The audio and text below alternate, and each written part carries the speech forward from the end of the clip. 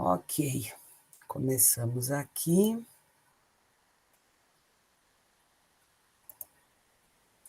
Ok, vocês estão vendo a tela do curso, do meu nome, tá tudo certinho? Estão conseguindo visualizar? Beleza? Então tá. Bom, pessoal, dentro dos assuntos da etapa 3, que são assuntos de extrema importância, não somente assim para vocês concluírem essa etapa, mas importância para a vida, né? A gente conhecer mais sobre meio ambiente, sobre reino vegetal, com certeza faz com que nós nos tornemos agentes ativos dentro da sociedade em que vivemos.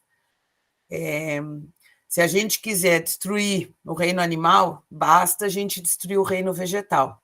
Quem está acompanhando aí todas as queimadas e todos os incidentes que estão acontecendo lá na região sudeste, centro-oeste do Brasil, podem perceber o impacto que isso está gerando na vida das pessoas.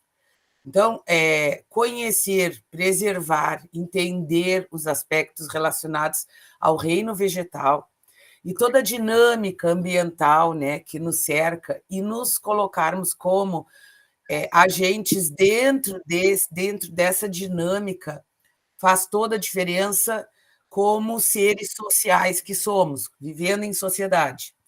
Se nós pensarmos somente no eu, né, nas nossas atitudes, isso certamente gerará impactos para outros. Dentro do cronograma da etapa 3, eu analisei ali o cronograma, verifiquei a questão da prova e eu resolvi pensar para vocês as principais partes relacionadas ao que será cobrado de vocês na prova, para que vocês tenham um preparo melhor para a prova, que, olha, gente, vou dizer para vocês, está bem tranquila, viu? Quem assistir às aulas, for acompanhando e concluir a aula entendendo o que a gente trabalhou, com certeza sairá, sim, se sairá bem tranquilo em relação à prova de biologia, tá?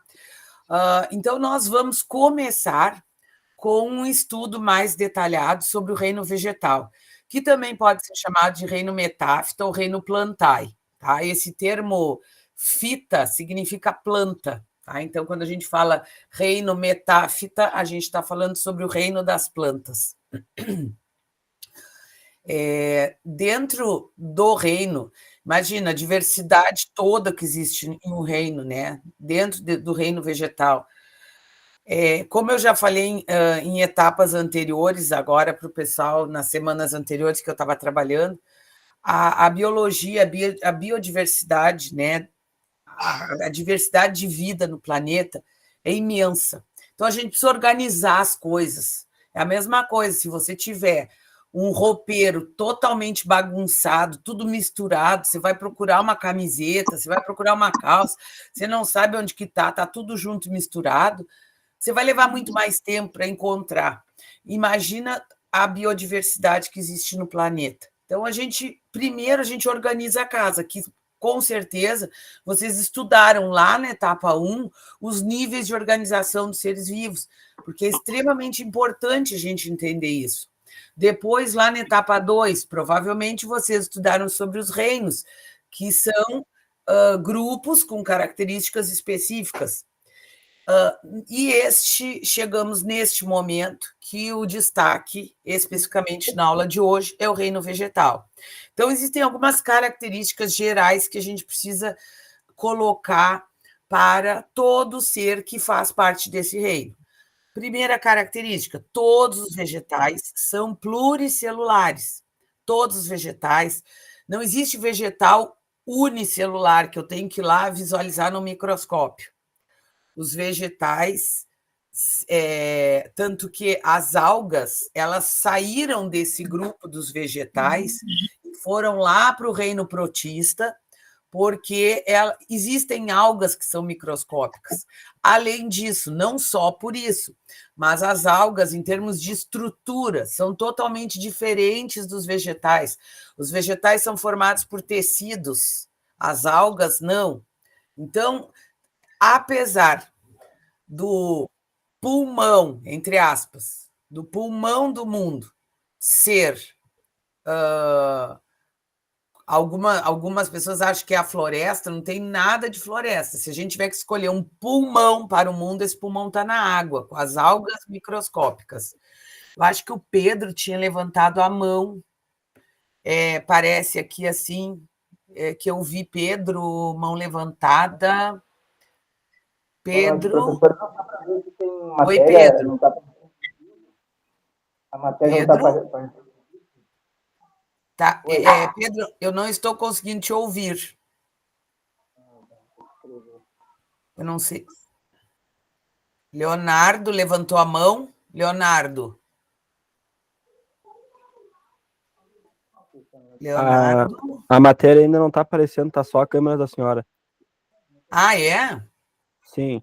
Ah, obrigada por me avisar. Ué, que estranho. Peraí, só um instantinho. Vou tentar ver aqui. Eu tinha perguntado se... Eu tinha perguntado se estava vendo, mas depois, peraí, só vou voltar aqui. Vamos ver.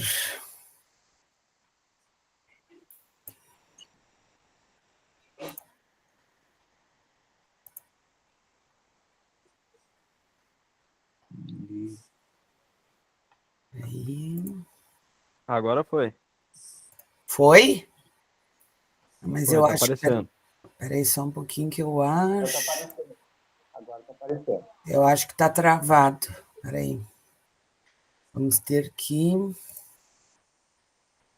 Esse sistema aqui de usar o Classroom, para mim, ele é um pouquinho diferente do que eu costumo usar em outras versões. Vamos ver aqui. Peraí, só um instantinho. Peraí, só um pouquinho que eu já...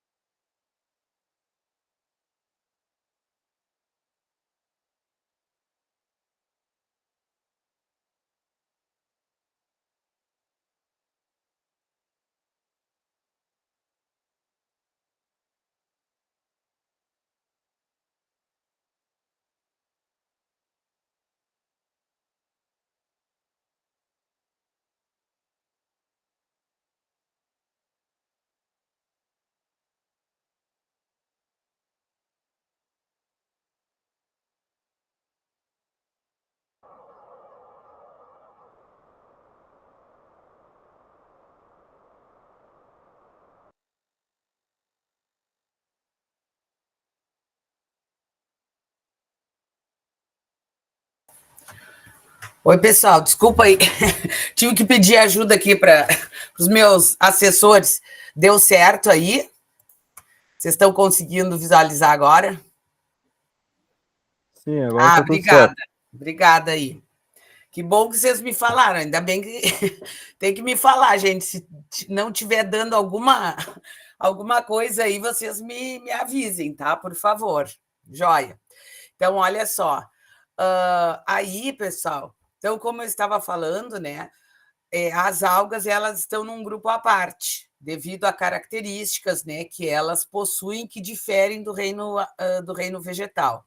Então, dentro do reino vegetal, nós vamos ter alguns representantes específicos. E aqui nós temos, então, a primeira divisão, a primeira classificação técnica em relação aos vegetais. A gente tem o grupo dos vegetais intermediários e o grupo dos vegetais superiores. Aí você pode pensar assim, bom, professor, mas tem o intermediário superior, deve ter o inferior. Cadê os inferiores? os inferiores, gente, estão lá nas algas. As algas são chamadas de vegetais inferiores, por isso elas não estão aqui dentro, tá? E os vegetais intermediários, eles são determinados por 2 grupos. A gente tem as briófitas e as pteridófitas, e os vegetais superiores, a gente tem gimnospermas e angiospermas. Eu vou explicar esses 4 grupos para vocês hoje. A botânica é uma área da biologia que, às vezes, tem algumas pessoas que pegam meio que um ranço da botânica, que é o estudo, né, do reino vegetal, porque a botânica, às vezes, tem uns nomes assim meio fora do teu usual, e aí, se tu ficar focando só no nome, provavelmente tu vai achar um conteúdo mais áspero, né, mais chato de entender. Só que se tu tentar entender o significado e o porquê desse nome, fica mais fácil. Então, por exemplo, criptógamas. Criptógamas, o significado dessa palavra é órgãos reprodutivos escondidos. Fanerógamas, órgãos reprodutivos visíveis. Então, quando a gente analisa os vegetais do planeta, a gente tem os órgãos reprodutivos, os vegetais com órgãos reprodutivos escondidos e os vegetais com os órgãos reprodutivos visíveis. Dentre as criptógamas, então, a gente tem as briófitas, que o significado de briófita é musgo, e pteridófita. Ptere, talvez se lembre de um dinossauro que tenha um nome que te lembre alguma coisa de ptere, né? Alguém gostaria de arriscar aí o nome de um dinossauro que tenha ptere no nome dele, assim? Alguém consegue lembrar de algum dinossauro que tenha esse... Sim, não? Ninguém quer arriscar? Lembra do pterodátilo, gente? Pterodátilo. Qual era uma característica do pterodátilo? Voava. E aí, o que acontece? Ptere significa que voa. Aí você pensa, tá, mas fita é planta que voa, é uma planta que voa? Não, não é uma planta que voa, mas a gente consegue...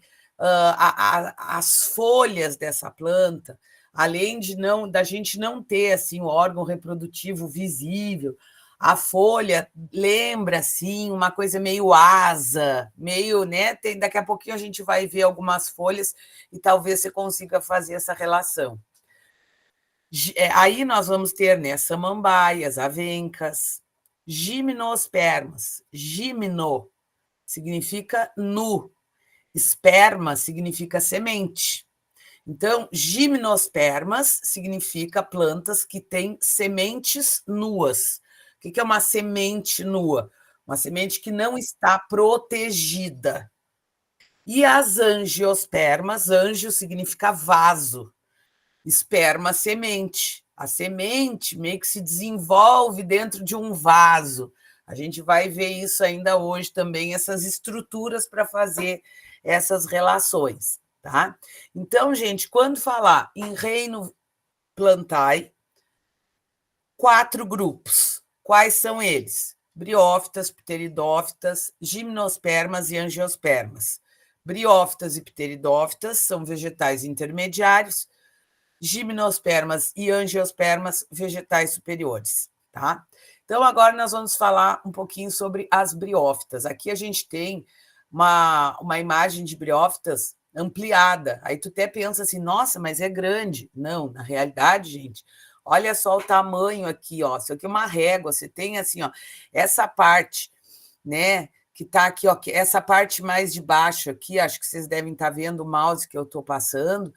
Olha, ela chega a, né, 1 centímetro. Essa parte aqui de cima é uma parte que ela é temporária, ela vem e vai, que a gente chama de fase passageira, mas em torno de 1 centímetro. Então, é minúscula, né? A gente tem as hepáticas também, elas não desenvolvem a altura por não ter algumas características que nós vamos falar agora. Olha só, aquele tapetinho verde que às vezes você vê lá no meio, né, da mata, junto ao tronco de uma árvore. Às vezes é muito comum a gente visualizar aqui assim, ó, a gente encontra em ambientes úmidos e juntamente com as briófitas, normalmente as pteridófitas estão ali pertinho, as pteridófitas estão ali do lado. Também a gente encontra líquens. Líquen é um outro, não faz parte do reino vegetal. Líquen é a associação de fungo mais alga, que está lá também. Então, você vê essa parte verdinha aqui, ó, dos musgos, fazem parte desse grupo, e você vê que a altura é mínima, tá? Aí, a gente vai entender um pouquinho agora quais são as características relacionadas a esse grupo de vegetais. Como eu já disse para vocês, são plantas criptógamas. Isso não significa que não produzem flor, semente ou fruto, portanto, tem os órgãos reprodutivos lá escondidos, como nós já havíamos falado. De acordo com a teoria evolucionista, a teoria evolutiva, as briófitas teriam sido as primeiras plantas a ocuparem o ambiente terrestre. Vivem em ambientes úmidos, por quê? Porque dependem da água para fecundação. E a gente daqui a pouquinho vai ver como é que é esse mecanismo. Normalmente, em períodos de seca extrema, local muito seco, você não encontra briófita, porque para que a briófita possa se reproduzir e formar aquele tapetinho, depende de água. São as únicas plantas avasculares. O que significa isso, gente? Existem plantas que possuem, assim como nós temos dentro do nosso corpo, vasos sanguíneos. A gente tem artérias e veias. As artérias carregam sangue arterial, rico em oxigênio. As veias carregam sangue venoso, rico em gás carbônico. Isso é mais ou menos essa é uma definição, só que tem uma exceção no corpo, tá? Mas aí nós não vamos trabalhar com exceção. Via de regra, artéria leva sangue arterial, veia leva sangue venoso. Os vegetais, eles também têm circulação interna, só que essa circulação a gente chama, o que circula por ali? Seiva. A seiva, ela vai se dividir em seiva bruta ou seiva elaborada. A seiva bruta, a gente pensa algo bruto, que não foi trabalhado. Então, a seiva bruta, ela é algo que vem de baixo para cima no vegetal. A seiva bruta é o quê? Água e sais minerais. Então, a planta ela absorve a água pela raiz, passa pelo caule, vai para os galhos, distribui para os ramos, para as folhas. A água não importa, gente, pode ser uma árvore de 100 metros de altura. A água que vai circular por dentro desse vegetal, ela é pega lá no solo e ela tem que subir. E ela sobe por tubos finíssimos, que são chamados, que é um aglomerado de tubos, né? Chamados de, no caso, xilema, são os vasos que conduzem, então, a seiva bruta, e a direção da seiva bruta é do solo para as folhas, tá? Da raiz para as folhas, essa é a direção. Já a seiva elaborada, o nome elaborado é algo que foi trabalhado, que, né, foi desenvolvido através de um processo. A seiva elaborada, gente, está relacionada aos produtos da fotossíntese. A fotossíntese produz glicose, que é uma fonte de energia para a própria planta e para nós também. E aí, onde é que a fotossíntese acontece? Nas folhas.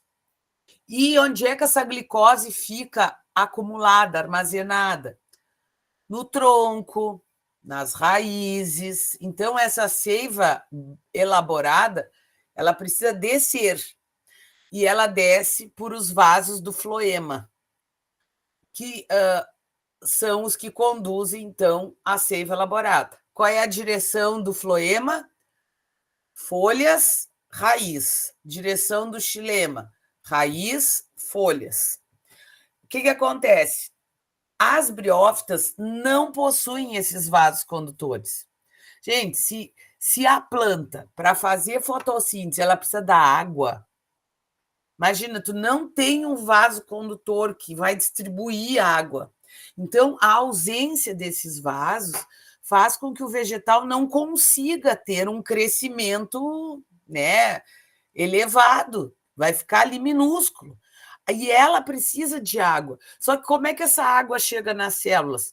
Através do processo de difusão ali, ó. Tá o meio que o vegetal está úmido, essa umidade, essa água que está no meio acaba passando para a célula que tem menos quantidade de água, e aí ocorre, então, essa troca de substâncias através da célula com o meio, não tem tubulação. Então, esse é um dos principais fatores que faz as briófitas não terem tamanho, assim, né? Não serem minúsculas, tá? As briófitas são seres aplodiplobiontes. O que significa isso, professora? Eu não sei se vocês chegaram a estudar na etapa 1 ou 2 a questão relacionada às células haploides e células diploides. Mas só para a gente, né, dar uma refrescada, se vocês conseguiram ter alguma aula referente a isso. Células diploides são células que têm o conjunto de cromossomos, material genético, que veio, por exemplo, do pai e da mãe. Então, você tem ali, no caso, vou usar a gente como exemplo. Se eu pegar uma célula da pele nossa e analisar no microscópio, eu vou encontrar 46, no núcleo de cada célula, eu vou encontrar 46 cromossomos ali dentro, 23 pares. Ser humano normal, sem nenhum tipo de anomalia, síndromes genéticas, eu vou encontrar 23 pares de cromossomos dentro das células. Então, se eu pegar uma célula do músculo, se eu pegar uma célula do pâncreas, uma célula do fígado, um neurônio, eu vou ter 23 pares de cromossomos. Esses cromossomos, na hora que nós fomos formados, houve a fecundação, óvulo e espermatozoide. O óvulo, ele trouxe 23 cromossomos. O espermatozoide, 23 cromossomos. Na hora que houve a fusão, na hora da fecundação, juntou uma célula haploide com outra célula haploide e formou uma célula diploide. Então, gente, células haploides têm a metade do número de cromossomos de uma célula diploide. Então, vamos supor, o gato. O gato, ele nas suas células, qualquer célula de um gato que você pegar, ele tem 38 cromossomos. E aí, gente, esses 38 cromossomos é uma célula diploide. A célula haploide do gato vai ter quantos cromossomos? Metade.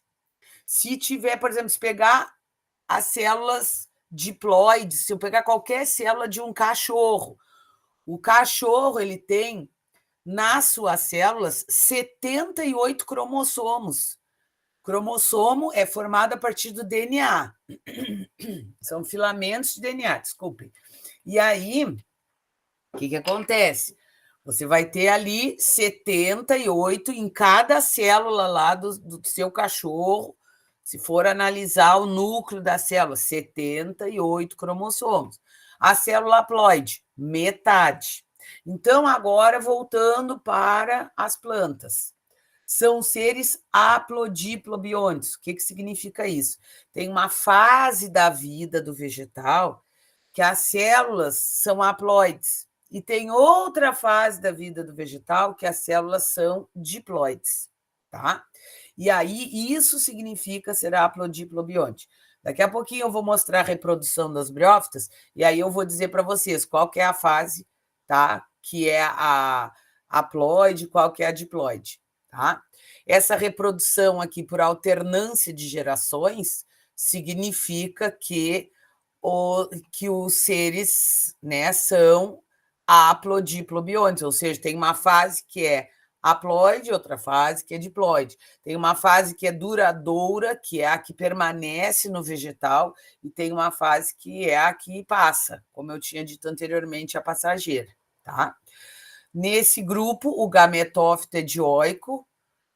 Dioico significa de dois. Então, você tem masculino e feminino. Então, você tem a planta, que é masculina, e você tem a planta, que é feminina. E aí você vai precisar, para você ter novas plantas, você precisa fazer o quê? O cruzamento entre os gametas, tá? E nas briófitas, a fase do esporófito, que é a diploide, 2N significa diploide, é dependente do gametófito, que é haploide. Vamos ver essa imagem aqui, que aí vai ficar mais fácil para vocês entenderem esses termos todos aí que eu estou falando. Gente, aqui, tá? A gente tem essa estrutura aqui, ó, que eu estou destacando, equivale àquela parte verdinha do musgo, pequenininha, tá? Só que o que acontece? Essa parte aqui, se eu pegar qualquer célula, dessas aqui, ó, elas vão ser haploides, tá aqui, ó. E essa estrutura aqui se chama gametófito. O gametófito, ele é haploide, ó. Se diploide é 2N, N é a representação do termo haploide, ou seja, metade do número de cromossomos da espécie, que nem eu estava falando para vocês do gato e do cachorro, tá? Então, essa parte aqui, ó, se eu olhar qualquer uma das células do gametófito, quando você olha aquele monte de aquele tapetinho verde, assim, ó, né? Vai. Aquele coisinha verde ali que, se você colocar uma lupa, você enxerga melhor ainda. Aquilo ali se chama gametófito. Gente, o gametófito forma uma estrutura que nasce a partir dele depois que houve fecundação. Fecundação entre os gametas. Essa estrutura aqui, ela é chamada de esporófito. Ela é uma estrutura passageira. Ela vem, cumpre a missão e vai embora. Olha essa imagem aqui do lado. Você está vendo aqui, ó? Isso daqui, gente, está super ampliado. Mas você vê esse cabinho aqui com uma cápsula na ponta? Esse cabinho com uma cápsula na ponta é o esporófito. O que acontece lá dentro dessa cápsula?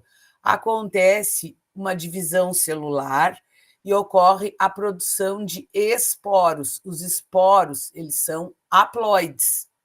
Quando os esporos caem no solo úmido, eles começam a germinar. E aí eles vão formar o quê? Gametófitos. Só que eu tenho um gametófito feminino e eu tenho, tá aqui o feminino, ó, e aqui eu tenho um gametófito masculino. No gametófito masculino, aqui nessa pontinha, ó, ocorre a produção do gameta masculino, que tem como nome anterozoide, parecido com espermatozoide, né? E aqui dentro eu tenho a parte, ó, do gametófito feminino, e aqui dentro eu tenho a oosfera, que é parecido com um óvulo.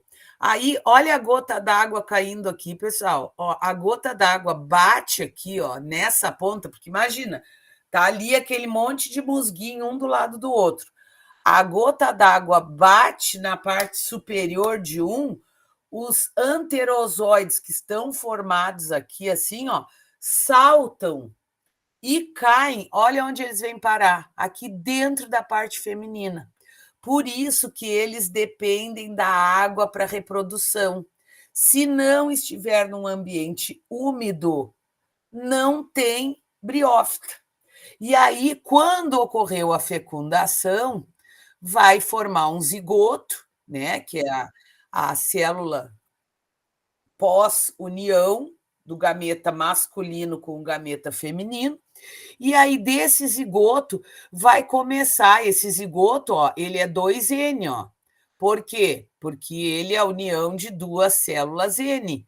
Então, esse zigoto começa a se desenvolver, começa a se dividir e começa a formar quem? Esse cabo aqui, ó, com essa cápsula. E assim, gente, é um ciclo continuado. Sempre esse ciclo indo e vindo, indo e vindo, indo e vindo, para que aquele tapete verdinho que você vê lá nas árvores, que você vê lá em cima das pedras, que você vê lá em locais assim, né, terra úmida. A gente, com todas as chuvas que a gente viveu aqui, tem vivido no Rio Grande do Sul, né, muito fácil de ter bolor, que não faz parte desse reino, né? Bolor, briófita, líquen, tudo isso depende de umidade, né? Então, é bastante significativo a umidade para esses grupos, tá? Bom, na sequência aqui, então nós vamos ver as pteridófitas. Olha só, gente, samambaia, tá? Lembra que eu falei, ó, asa, ó, formato de asa, assim, ó. É um formato diferente, né, das folhas das pteridófitas. E aí nós temos aqui, tá, alguns exemplos. A gente tem uma das pteridófitas maiores, que chega a 2 metros de altura, chamada samambaia sul. Existe as samambaias clássicas, avencas. Aqui, ó, nessa parte de trás aqui, a gente tem os soros. Para quem não manja muito, quem não se liga muito em planta, às vezes pode olhar para essa parte de trás de uma pteridófita cheia daqueles bolinha marrom, assim, e pensar, gente, a minha samambaia foi atacada por um fungo. Não tem nada de fungo, gente, isso faz parte do ciclo reprodutivo dela, tá? Aqui, por exemplo, é uma avenca, os soros ficam na bordinha da folha. Olha só, você olha aqui assim, ó, a folhinha, ó, parece né, parece uma asinha assim, diferente de outras plantas, tá? Quais são as características das pteridófitas?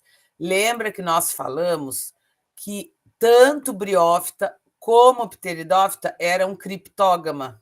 Só que agora, gente, nós já temos, apesar delas terem estruturas reprodutivas escondidas, as pteridófitas já têm um tamanho, né? Como eu falei para vocês, o samambaiaçu chega a 2 metros. Você olha uma samambaia, né? Tem volume ali, tem altura também.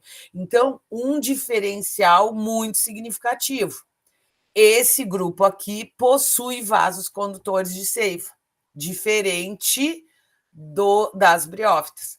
Então, de acordo, né, com a teoria evolutiva, os vasos de seiva, xilema e floema, eles surgiram, primeiras plantas vasculares seriam as pteridófitas, tá? E isso permitiu com que elas crescessem mais. Elas também vivem em ambientes úmidos. É super comum a gente encontrar briófita e pteridófita compartilhando o mesmo lugar. Por quê? Porque também vai precisar de água para fecundação e a gente daqui a pouquinho vê o esquema da reprodução. Também, gente, são seres haplodiplobiontes. De novo, ó, tem uma fase haploide e uma fase diploide, tá? Também, então, vai ter essa alternância de gerações, só que aqui nós temos algumas estruturas diferentes das briófitas. Vamos aqui para a imagem, que com a imagem fica melhor. Olha só, aqui a gente tem, então, os soros atrás, que são aquelas bolinhas marrom que você vê às vezes atrás da samambaia. Gente, quando tem essas bolinhas marrom, o que está acontecendo? Como é que se chama essa estrutura assim? O soro é um aglomerado de esporângios. Gente, ó, esporângio Esporângio forma esporos. Os esporos são células haploides. Os esporos se formam a partir de uma divisão celular chamada meiose. Então, dentro dessas bolinhas aqui, quando você pega uma bolinha dessa, coloca no microscópio, você visualiza assim, ó, exatamente essa imagem que você está vendo aqui. E aqui dentro vai acontecer uma divisão celular para formar esporos. Esse esporângio abre e libera no ambiente os esporos. Cada esporo vai formar uma estrutura que é o gametófito. Só que aqui já tem uma diferença bem significativa das briófitas. O gametófito, ele é hermafrodita. Lembra que lá tinha o masculino e o feminino. Aqui a gente tem uma estrutura que ela possui a parte masculina e feminina dentro da mesma estrutura. Então, esse gametófito a gente chama de protalo, tá? Que é esse formato aqui, ó, parece um coração, assim, ó, se você olhar aqui embaixo, tem a imagem real dele, tá? Como é que eu sempre falo para os alunos assim, gente, para você saber qual que é a parte masculina, qual que é a parte feminina, pensa assim, ó, o coração ali, ó, ele tem tipo de uma barbicha, assim, né? Então, a parte masculina está aqui na parte de baixo, ó, e a parte feminina está aqui, ó, próxima dessa curvinha aqui do coração, ó. Né? A mulher é mais coração, né? Então, tenta fazer essa associação assim. Aqui dentro, né, tem essa parte, de novo, ó, oosfera, que é a parte feminina, é o gameta feminino. Aqui, os anterozoides, gametas masculinos. Só que aí, gente, o que vai acontecer? Quando a água cai sobre essa estrutura, de novo aqui, ó, a água bate aqui na estrutura masculina, os espermatozoides, eles voam, entre aspas, né? Pula com a água ali e acaba entrando nessa parte feminina aqui, ó, como você está vendo, ó, tem um anterozoide vindo aqui em direção para fecundar a oosfera. Juntou, fecundou, formou o zigoto, que é diploide. O zigoto diploide, pessoal, ele vai começar a fazer divisão celular. Essa parte que era que nem um coração, é porque é aqui que acontece a fecundação, né? Essa parte, ó, você vê que ela está deitada aqui assim, ó. Essa parte ela vai involuindo, ela vai diminuindo, diminuindo. À medida que ela vai diminuindo, as folhas da samambaia, as folhas da pteridófita começam a crescer. Estas folhas, gente, são diploides. Quando você olha para uma samambaia, quando você olha para uma venca, se eu pegar qualquer folhinha dessas daqui, elas serão diploides, 2N, ou seja, elas são formadas depois que houve fecundação. Então, neste caso aqui, a fase duradoura, você bateu o olho, é o que você está vendo ali, sempre. É a fase esporofítica ou do esporófito. Esta fase aqui, que é a fase gametofítica, é a que passa. Ocorre a fecundação, ela reduz e aí começa o desenvolvimento da fase esporofítica. Isso daqui, gente, é diferente da briófita, porque lembra que a fase gametofítica era a que era duradoura na briófita. Aqui é o contrário. Então, a gente tem aqui, eu coloquei aqui para vocês, principais semelhanças entre esses dois grupos, dos vegetais intermediários.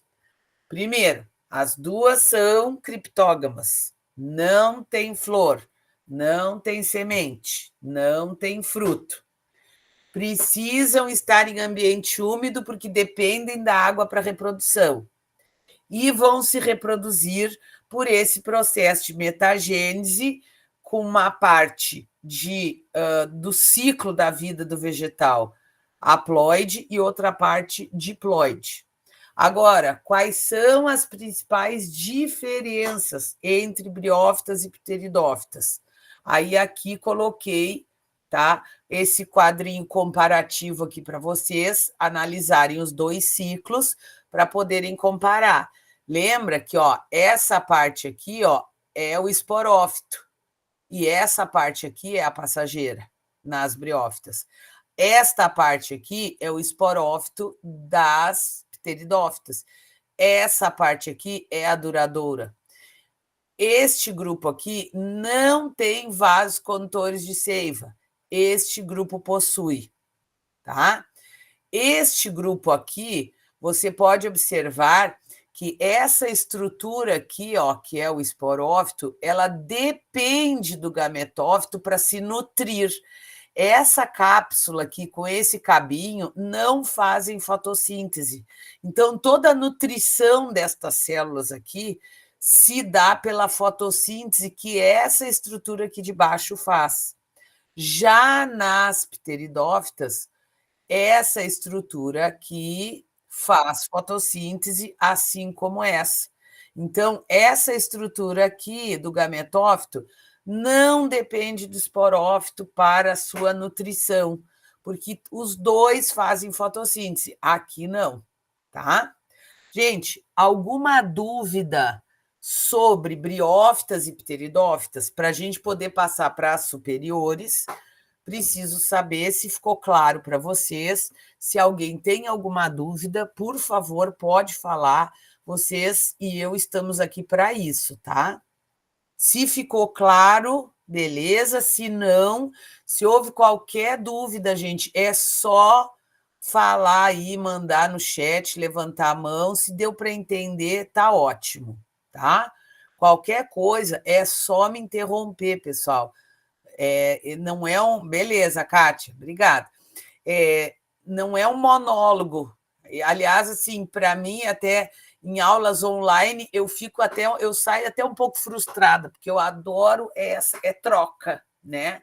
Mas na aula online, como a gente tem menos tempo, a gente fica assim, ó, né? Engata uma quinta e vai. Mas não deixem de perguntar se vocês tiverem qualquer dúvida, tá? Por favor. Então, vamos agora para as gimnospermas. Olha que coisa mais linda, gente. É cada dia mais difícil da gente encontrar um cenário desse, né? Que árvore é essa? Que árvore é essa, gente? Famoso pinheiro do Paraná ou araucária. Gente, o pinheiro do Paraná... Valeu, Igor. Que bom. O pinheiro do Paraná, ele está cada vez mais em extinção.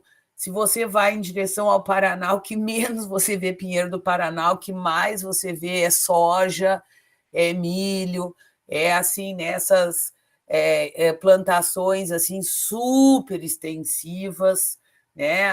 Cada vez mais a gente tem a monocultura, né? Que é um único tipo de planta dominando o solo, e isso tem assim efeitos muito sérios assim, que a gente pode debater posteriormente na aula de ecologia, que é semana que vem, tá? Mas aqui temos, então, gente, alguns exemplos, tá, de gimnospermas.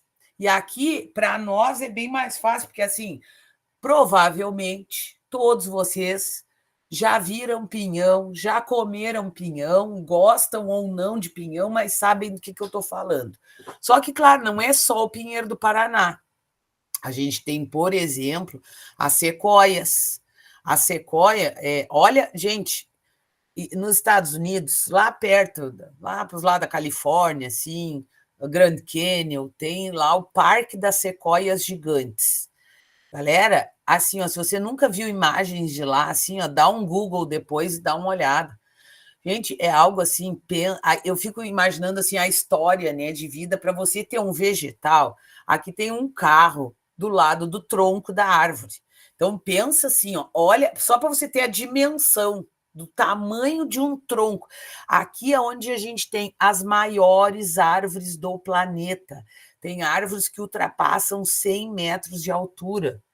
Então, para dar um abraço na árvore, você precisa de umas 15, 20 pessoas de braços abertos, assim.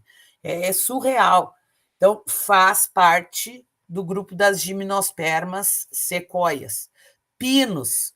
O pinus, aqui no nosso estado, ele é bem assim, é um convidado, não é muito convidado, né? O pinus, ele é uma planta que não é típica da nossa região, ele foi inserido e tem muitos locais com plantação de pinos, que hoje em dia, né, tomou conta do mercado moveleiro, de inúmeros, né, qualquer coisa que precisa de madeira e tal, pinos ali dentro desse processo de uso da madeira, né, para que você não desmate lá e tire a árvore, aí você planta o pinus, o eucalipto. O único problema, né, gente, é questão ambiental também, né? Porque é uma faca de dois gumes, porque você planta o pinus ou o eucalipto para não, digamos, cortar lá a árvore nativa. Só que, em contrapartida, uma plantação de pinos ou de eucalipto, eles possuem toxinas que lhes são liberadas no solo ali. Você não vê assim, ó, quase nada crescendo ao redor. A biodiversidade animal ela é bem alterada em relação a esse plantio. Porém, né, existe hoje em dia, né, as alterações genéticas que têm sido feitas nesses vegetais, né, que são transgênicos, que passam por processos de transformação ali genética para ter um crescimento mais rápido, para ter um impacto menor no solo e por aí vai, tá? Mas não é uma planta nativa nossa aqui, mas faz parte também do grupo das gimnospermas. E por que a gente diz semente nua, gente? E aí vamos usar como referência de semente o nosso famoso pinhão. Olha só aqui, aqui eu tenho uma pinha imatura e aqui eu tenho uma pinha madura. Gente, a pinha, quando ela é fecundada, ela forma, talvez muitos de vocês já devem ter visto, né? Uma pinha, depois que houve a fecundação, ela vai crescendo e desenvolvendo um tecido, formando ali a semente, e fica que nem uma bola de futebol. Quando ela cai lá do pinheiro, lá de cima, da araucária, estilhaça pinhão para tudo que é lado, né? Aqui a gente tem uma parte já que foi retirada, ó. É um encaixe, gente, é uma perfeição a natureza, né? Porque você vê ali um encaixe perfeito, formas geométricas perfeitas. E aí, pessoal, o que é o pinhão? O pinhão é a semente. Por que é nua? Porque não tem um fruto protegendo. Só tem aquela pelezinha ali, ó, e pronto. Não tem gimnosperma, não tem fruto que protege a semente. Ali dentro dessa semente, a gente tem um embrião.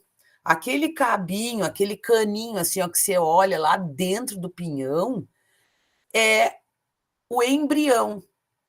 Tanto é que às vezes você está comendo, você puxa assim, ó, o que é? É o embrião. Aquilo ali se formou pela fecundação, já agora, como vocês veem no próprio nome, gimnosperma, esperma semente.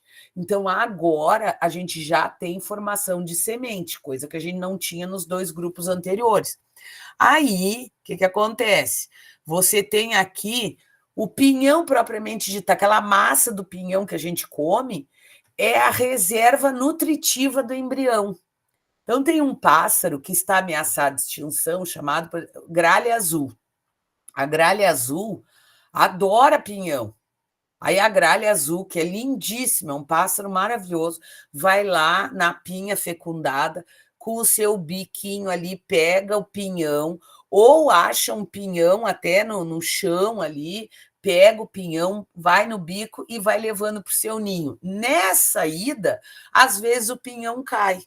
O pinhão caindo num solo fértil, adequado, enfim, que tem as características necessárias, esse embrião começa a usar os recursos ali daquela reserva nutritiva, começa a se desenvolver e forma uma nova araucária. Então, é um ciclo. E aí, pessoal, uma coisa importante: tem a araucária que produz a pinha macho e tem a araucária que produz a pinha fêmea. Então, mas pensa assim, isso daqui, gente, é chamado, alguns autores chamam de flor, a pinha. Gente, pensa. Ninguém pensa, ai, recebi um buquê de flores, tá lá um buquê de pinha. Não, gente. O que a pinha é usada, às vezes, não pega as pinhas que tem na praça, a pinha pinta lá de dourado, usa no Natal, lá para uma coisa mais específica.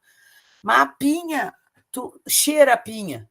A pinha não tem que cheiro diferente, cheiro uma rosa, uma outra, não tem cheiro. A pinha é isso.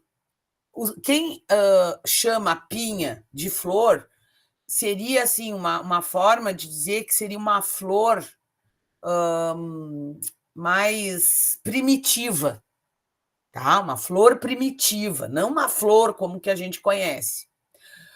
Esta flor, entre aspas, que também pode ser chamada de estróbilo, não tem nada para atrair polinizador, gente. A pinha não tem, não libera, né, odor, a questão assim de atração de polinizadores. Ai, vai lá uma abelha, vai lá. Não existe isso. Então, existe como é que vai ocorrer se tem a árvore que produz a pinha macho. A pinha macho ela é mais fininha, assim. Aí tem a árvore que produz a pinha fêmea. E não tem nenhum bicho que leve o pólen que produz lá na pinha macho, porque o pólen é o gameta masculino. Não tem nenhum animal que vai lá, se lambuza no pólen e leva lá para a pinha fêmea. Como é que vai ocorrer reprodução dessa galera aí se não tem atrativo polinizador? Aí nós vamos ter, gente, uma outra forma de fecundação, que é a fecundação pelo vento, tá? E aí eu já vou explicar agora, daqui a pouquinho, com a imagem para vocês. Como vocês estão vendo aqui, ó, os ciprestes, também chamado de pinheiro alemão, as cicas, que são muito utilizadas em paisagismo, decoração de jardim, etc. Tudo isso é gimnosperma, tá, pessoal? Todos esses produzem sementes nuas, tá? Aí aqui, mais algumas imagens, ó, ali a pinha. Gente, olha só, eu adoro essas imagens aqui, porque olha essa sequoia que caiu e aí criaram um portal, assim, né? Olha a altura, e é um carro ainda elevado, né? Não é rebaixado. Um carro elevado e ainda passando ali, então você faz ideia do tamanho desse tronco e a história que tem por trás de tudo isso, tá? Olha aqui, mais uma imagem, tá? Olha o tamanho das pessoinhas ali, né? Na realidade, as pessoas são normais, o que é gigante é a sequoia, né? Olha aqui o abraço que eu comentei com vocês, né? O quanto... Aqui temos 5 pessoas e não chegou nem no meio ainda, né? Então, realmente precisa de muita gente, tá? Ali mais um portal, tá? E agora, então, tá? As características. Tem a tabela, como eu coloquei aqui, né? Classificação. Nós vimos que criptógama não tem flor, não tem semente, não tem fruto, órgãos reprodutivos escondidos.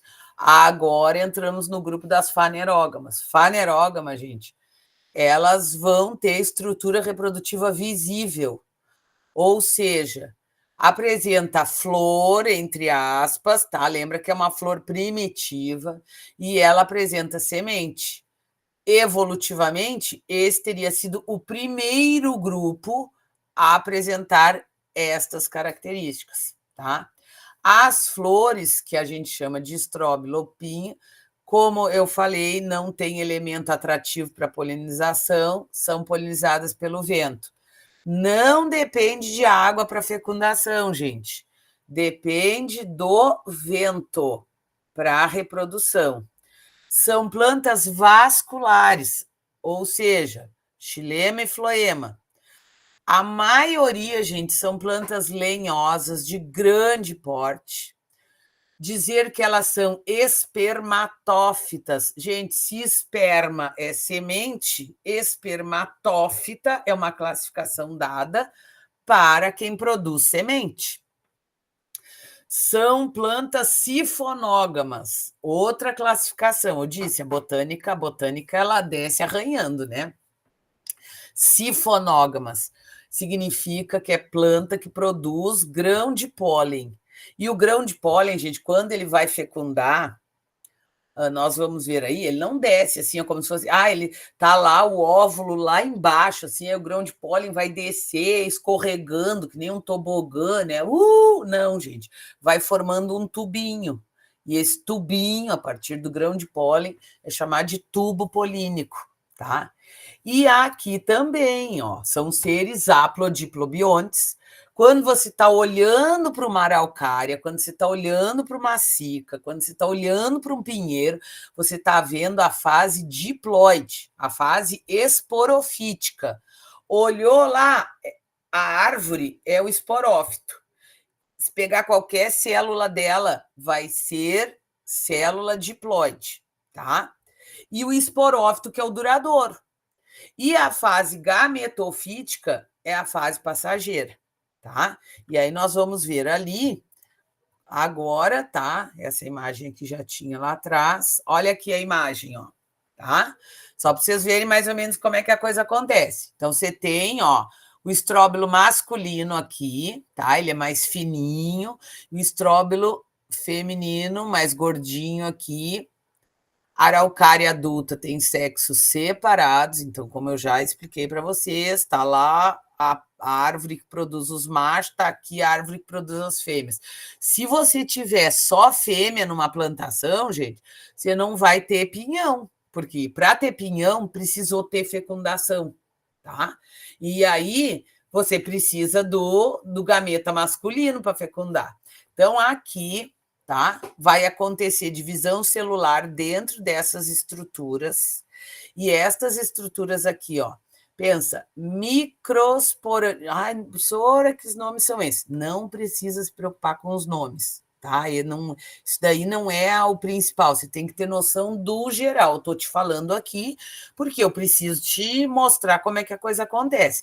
Mas, assim, não precisa te preocupar na tua prova que não vai ser coisas assim tão detalhadas. Tu tem que ter noção das características principais, tá? Ou seja, as características do grupo. O que tem num grupo, o que não tem no outro. Isso é algo que é bem importante para a prova. Aí, olha só.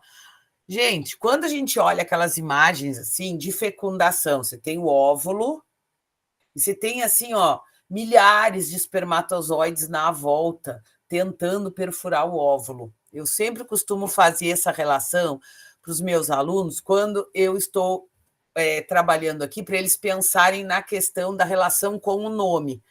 O óvulo é muito maior que o espermatozoide, é gigantesco.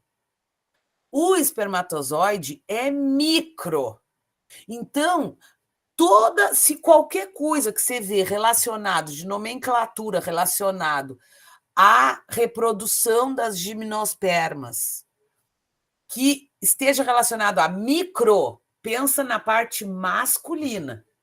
Mega é grande. Então, mega é para a parte feminina.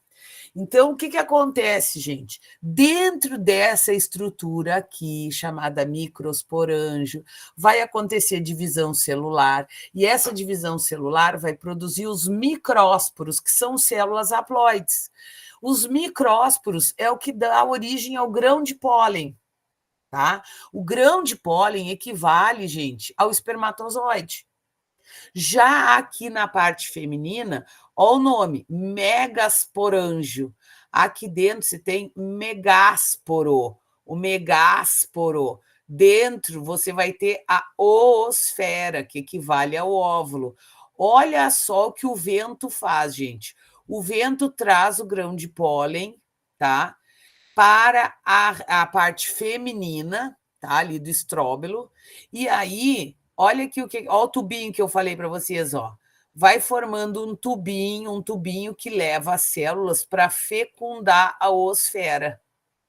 Quando fecundou a oosfera, fecundou, olha aqui o embriãozinho, ó.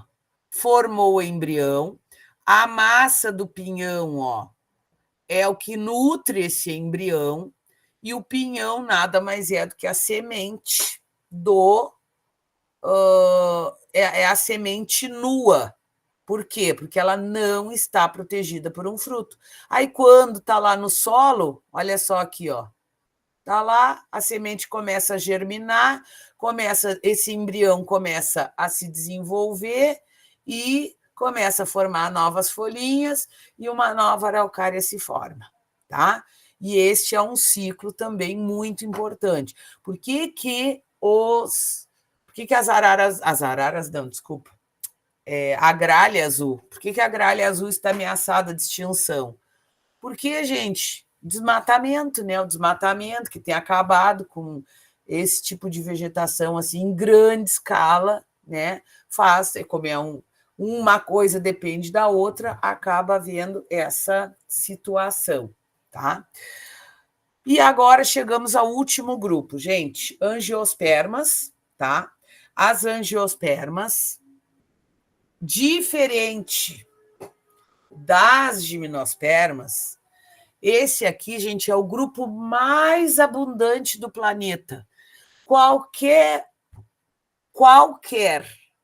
planta que você vê uma flor é angiosperma. Qualquer. Gente, as angiospermas, elas vão produzir sementes. E todas as sementes são protegidas por frutos. E aí precisa ter aí tem uma explicação muito importante para você entender. Fruto é a estrutura que protege a semente. Nem todo fruto é uma fruta. O que é fruta? Fruta é o que está lá dentro da nossa fruteira ali, que a gente faz salada de fruta, né? Ou que tem um sabor mais adocicado, a gente chama de fruta.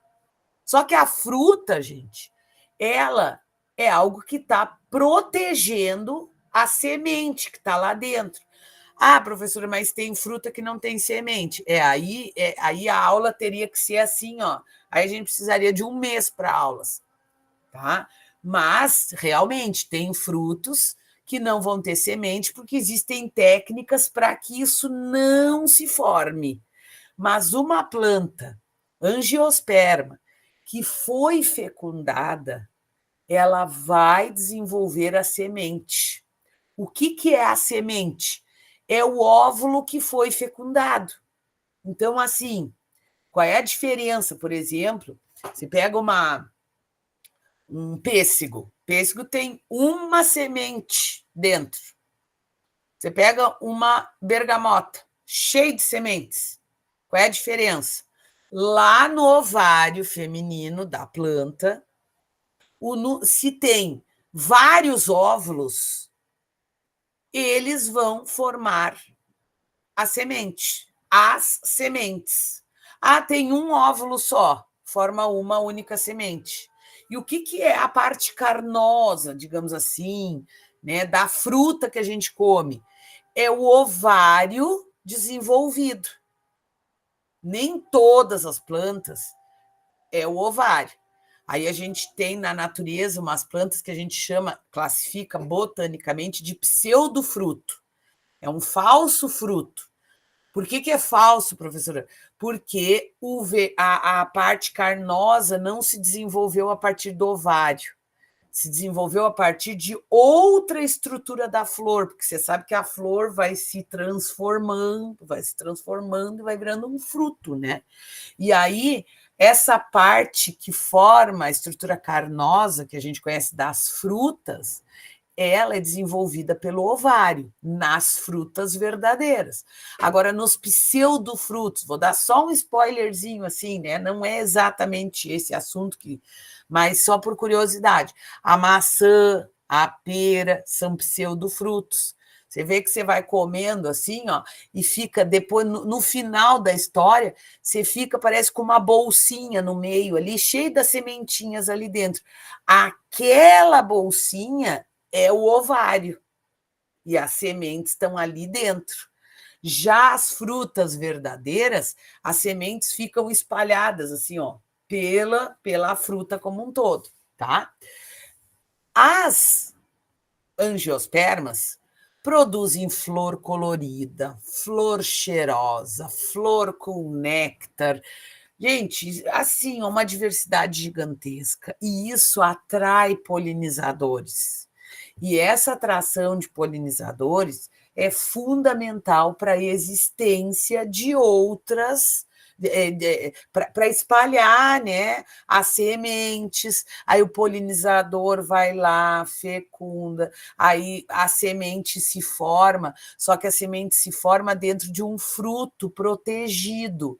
Fruto, por exemplo, aquela tem uma flor chamada dente de leão. Talvez você já deve ter algum dia até brincado com dente de leão. Você pega o dente de leão, encontra aí num matinho, tá andando, pega assim e assopra.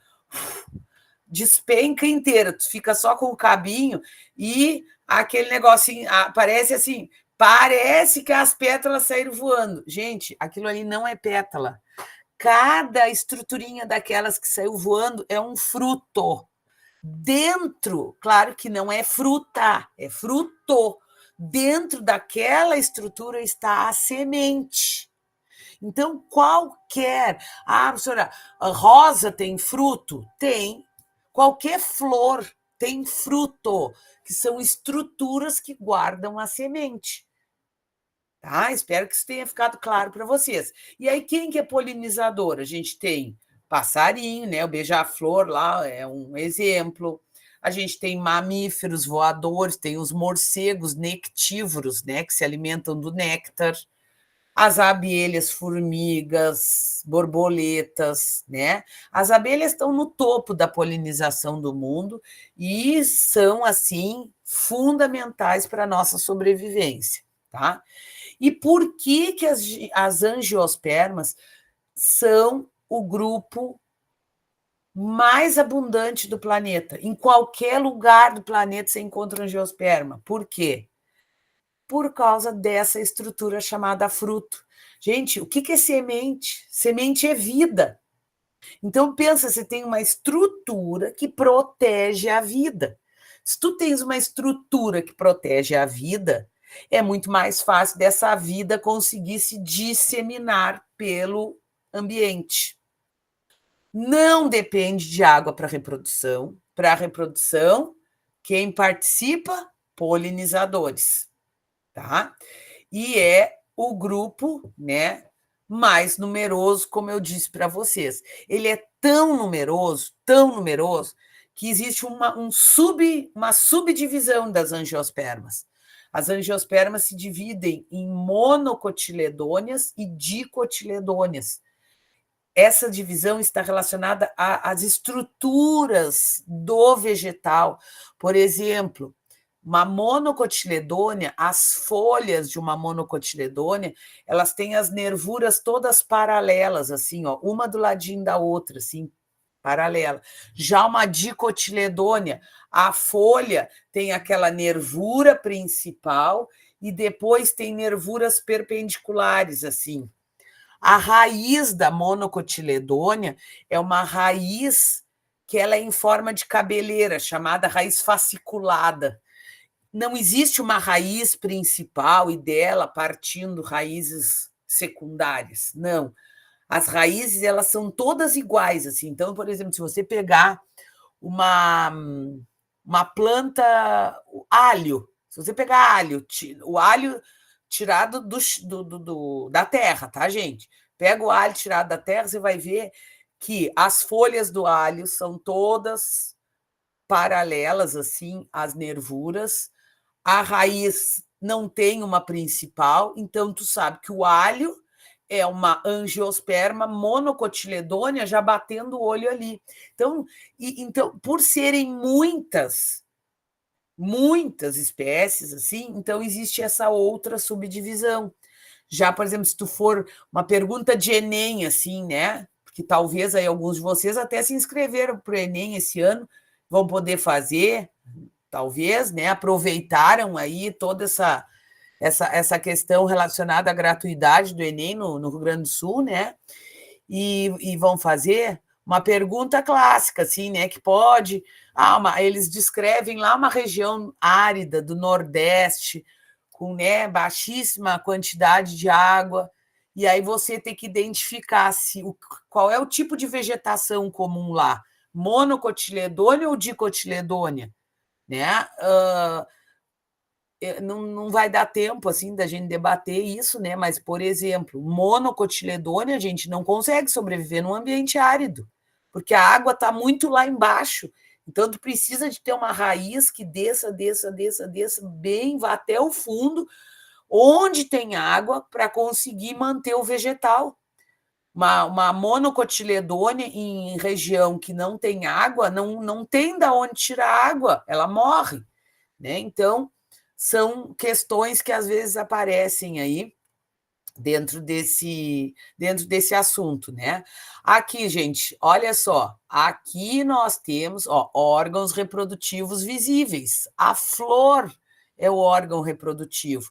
E nas flores a gente tem a estrutura masculina e feminina, gente. Olha só, essa parte aqui, também, megasporângia, né? Microsporângia, que nem as gimnospermas. Micro, tudo para o masculino. Mega, tudo para o feminino, tá? E aí aqui vai ocorrer a fecundação. Olha aqui, não parece aqueles vasinhos solitários, assim, que você tem um vasinho assim, que dá para colocar uma única florzinha, ó. Parece esse meio da angiosperma, parece um vaso, né? Então, ângio, vaso, né? Olha só aqui, ó, essa estrutura que começa aqui nessa ponta e vem até aqui embaixo, gente, é a parte feminina. E olha aqui o óvulo aqui dentro, ó, tá? E essa outra estrutura aqui, que é a antera, que tem o grão de pólen, tem algumas imagens que eu vou mostrar agora para vocês aí na sequência. Essa aqui é a parte masculina. Então, aqui dentro é onde vai produzir os micrósporos, que darão origem ao grão de pólen. Aí depois ocorre a formação do tubo polínico, olha só, fecundação. O embrião está aqui dentro. Aí você tem a semente, tá? Que também serve de nutrição para o embrião. E aí, num solo adequado, indicado, parará, tá lá, começa o desenvolvimento. Qual é a fase duradoura das gimnospermas? Esporófito. Qual é a fase duradoura das angiospermas? Esporófito. Qual é a fase passageira? A fase gametofítica, que é essa fase aqui, gente, ó. Olha o gametófito, ó. Isso daqui passa, porque depois que houve a fecundação aqui, tu vai ter a formação de semente, por aí vai. Então, esta fase gametofítica, que é haploide, é fase N, tanto nas gimnospermas quanto nas angiospermas, ela é a fase passageira, tá? Ó, aqui mostrando mais uma vez, tá, para vocês, o ciclo reprodutivo. Então, tá aqui, ó, essa imagem que talvez você já deve ter visto bastante quando um feijãozinho lá começa, né, um feijão começa a se desenvolver, aquele famoso experimento do feijãozinho no algodão ali com água, né? Você visualiza esse experimento aqui e consegue observar que, gente, pensa, né? A semente, ela não faz fotossíntese, né? A semente está lá embaixo da terra. Como é que ela vai fazer fotossíntese? Então, existe uma reserva nutritiva, existe uma folha embrionária e uma reserva nutritiva. E aí é o que dá a semente, quando é quebrada a dormência dela, ela então começa a usar aqueles recursos ali para formar as primeiras as primeiras folhinhas ali. O feijão, por exemplo, é uma dicotiledônia. Se você olhar o feijão, ele abre assim, ó, em 2 pedacinhos assim, ó, e aí dali parte a formação de 2 folhinhas. É uma dicotiledônia. Se você pegar o milho é uma monocotiledônia. É só você pensar na folha do feijão e na folha do milho que você já vai ver que existe diferença nas nervuras, né? Então tá aqui, ó, grão de pólen, por aí vai, tá? Aí aqui, só para você visualizar, tá? Mais uma estrutura. Aqui a gente tem, ó, o receptáculo floral, é aonde eu vou ter o ovário e dentro do ovário eu tenho o óvulo. Gente, a maçã e a pera que eu falei para vocês, elas se formam, a parte carnosa se forma do receptáculo floral. E aí aquele miolinho que ficou ali no meio, a gente foi comendo, sobrou aquele cabinho com aquela bolinha cheia de, né, de sementinha lá dentro, é aqui, ó, é o ovário, tá? Então, bem fácil de tu conseguir visualizar isso daqui. Aqui a gente tem as sépalas são aquelas folhinhas verdes que seguram as pétalas, tá? E aí, essa parte aqui, ó, o filete é esse cabinho e a antera é essa ponta onde tem a produção do espermatozoide. Essa forma a parte masculina. Aqui a gente tem o estigma e o estilete, que formam a parte feminina. Esse conjunto aqui, ó, olha, essa aqui é maravilhosa, dá para a gente ver direitinho a parte masculina e feminina, ó. Toda essa parte aqui, ó, amarelinha aqui assim, ó, equivale à parte masculina da flor. Essa parte aqui equivale à parte feminina que desce por dentro e lá embaixo está o ovário, lá dentro do receptáculo floral, tá? Ó, aqui a gente tem um nome na botânica que a gente chama o conjunto masculino.